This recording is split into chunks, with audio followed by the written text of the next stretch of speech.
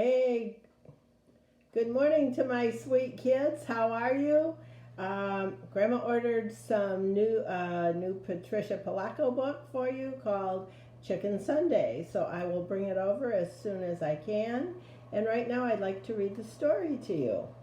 Hope you're having a great day.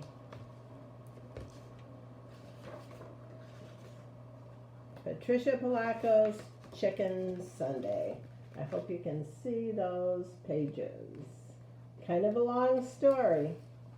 Stuart and Winston were my neighbors. They were my brothers by a solemn ceremony that we had performed in their backyard one summer. They weren't the same religion as I was. They were Baptist. Their grandma Eula May Walker was my grandma now. My babushka had died 2 summers before.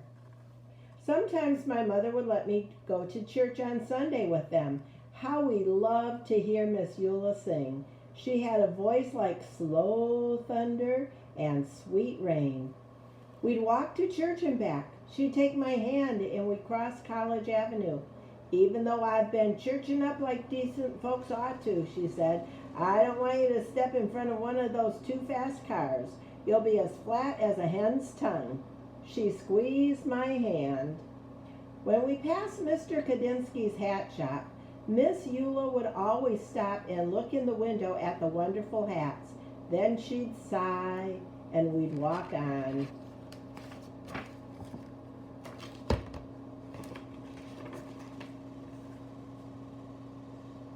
We called those Sundays Chicken Sunday because Miss Eula almost always fried chicken for dinner. There'd be collard greens with bacon, a big pot of Hoppin' John, corn on the cob, and fried spoon bread. One Sunday at the table, we watched her paper fan flutter back and forth, pulling moist chicken fried air along with it. She took a deep breath. Her skin glowed as she smiled. Then she told us something we already knew. That Easter bonnet in Mr. Kadinsky's window is the most beautiful I ever did see, she said thoughtfully. The three of us exchanged looks. We wanted to get her that hat more than anything.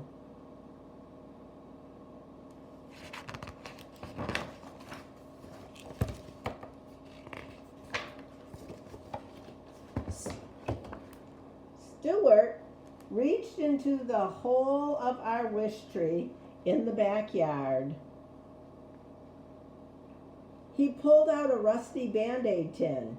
The three of us held our breath as we counted the money inside that we had been saving for weeks. If we are going to get that hat for Miss Eula in time for Easter, we are going to need a lot more than this, I announced. Maybe we should ask Mr. Kadinsky if we could sweep up his shop or something to earn the rest of the money, Stuart said. I don't know, Winnie said fearfully. He's such a strange old man. He never smiles at anyone. He always looks so mean. We all agreed that it was worth a try anyway.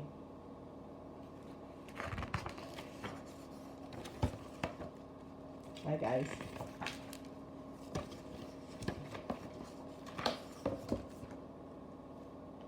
The next day, we took a shortcut down the alley in the back of the hat shop. Bigger boys were there. They were yelling. Eggs flew past us and pelted Mr. Kadinsky's back door. Just as the boys ran away, the door flew open. Mr. Kadinsky glared straight at us. You there, he yelled. Why do you kids do things like this? It wasn't us, Stuart tried to say, but Mr. Kadinsky wouldn't listen. All I want to do is live my life in peace. I'm calling your grandmother, he shouted as he wagged his finger in Stuart's face.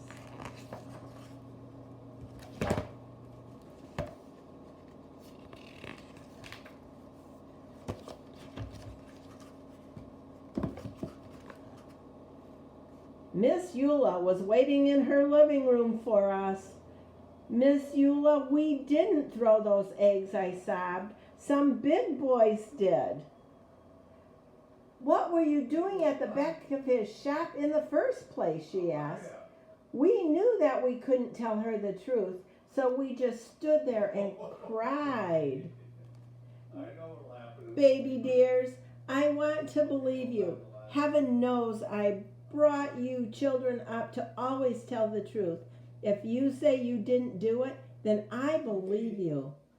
It is too bad, though, she went on to say. That poor man, he has suffered so much in his life. He deserves more than eggs thrown at him. You know, he thinks you threw the eggs. You'll have to show him that you are good people.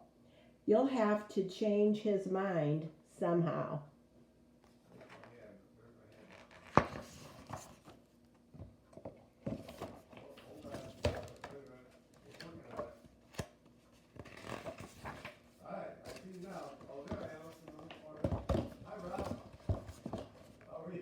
In my kitchen the next day, we thought and thought.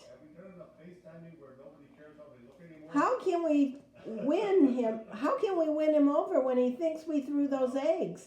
He doesn't even like us, Winston Church. Eggs? I said quietly. Eggs? Stuart asked. Eggs, I screamed. I went to the kitchen drawer and took out a lump of beeswax, a candle, a small funnel with a wooden handle, and some packets of yellow, red, and black dye.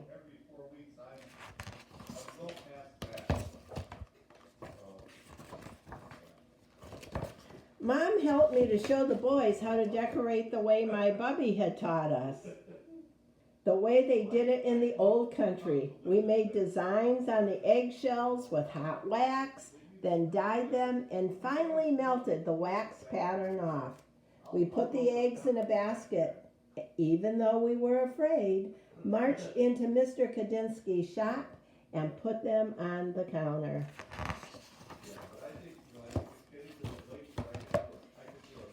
He raised his eyebrows and glowered at us. Then his eyes dropped to the basket. Spasiba, he said softly. That means thank you in Russian. Pishanki eggs, he said as he looked carefully. I haven't seen these since I left my homeland. We didn't throw those eggs in your door, Mr. Kadinsky, we told him. He looked at us for a minute. Well then, you have great courage to be here. Chutzpah, you have chutzpah. Then his eyes glistened and his mouth curled into a warm smile. Come, have some tea with me. I extended the due dates for the last 3 assignments to give them all an extra weekend to work on this stuff. Because I think with this shift to online teaching, I think it puts extra pressure. I'm used to it, but I think the teachers that they have who aren't used to it. We spent the whole afternoon talking together, having poppy seed cake and strong tea. He told us about his life. We told him about ours. When we finally got the courage to ask about doing odd jobs to earn some extra money, he apologized and told us that there was no work. We didn't tell him what we wanted the money for. It didn't seem the right thing to do. Our hearts sank. I tell you this, he said thoughtfully, these eggs are as beautiful as my hats. Stuart, Winnie, and I looked at each other. It's almost Easter, he went on to say. I'm sure the people would love these eggs. Set up a table and sell them right there in my shop. For the next few days, we worked very hard. We made almost a dozen Pishanki eggs. When the people came in, they picked them up and they said things like beautiful, splendid, intricate, glorious. We sold all of them in one day. But anyway, so, just trying to, keep touch with Lorraine a little bit, touch base. That afternoon, when all the eggs were gone, we counted our money. Yeah, We had more than enough for the hat. whatever she's taking is Just as we were about to tell Mr. Kadinsky that we wanted to buy that hat, he came from the back room holding that hat. He gift wrapped it. Keep your money, children, he said softly. I have seen Miss Eula admire this. It is for her, isn't it? Tell her that I know you are very good children. Such good children. a happy, happy face back, sometimes I get nothing back, but, I'll just keep doing that. And try to When Easter Sunday arrived, we thought our hearts would burst when we marched Miss Eula to open the hat box. She held us close, and big tears rolled down her cheeks. So, and I think it sounds to me like, the governor was gonna, shut down, Our hearts sang along with the choir that Sunday. She looked so beautiful in that hat. When it was time for her solo, we knew that she was singing just for us, and her voice was like slow thunder and sweet rain. Later that day, as Miss Eula sat at the head of the table, she said, "Okay, baby dears, I can die happy now. After I'm dead on Chicken Sundays, I want you to boil up some chicken, bones, gravy, and all, and pour it over my grave. So late at night when I'm hungry, I can reach right out and have me some."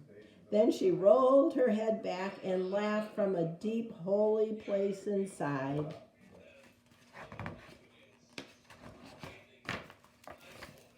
Winston, Stuart, and I are grown up now. Our old neighborhood has changed some, yet it is still familiar too. The freeway rumbles over the spot where Mr. Kadinsky's shop once stood. I think of him often and his glorious hats. We lost Miss Eula some time back, but every year we take some chicken soup up to Mountain View Cemetery and do just as she asked. Sometimes when we are especially quiet, we can hear singing, a voice that sounds like slow thunder and sweet rain. Hope you guys like the story. I love this story. Getting ready for Easter. Yay! I will talk to you soon. Love you. Bye.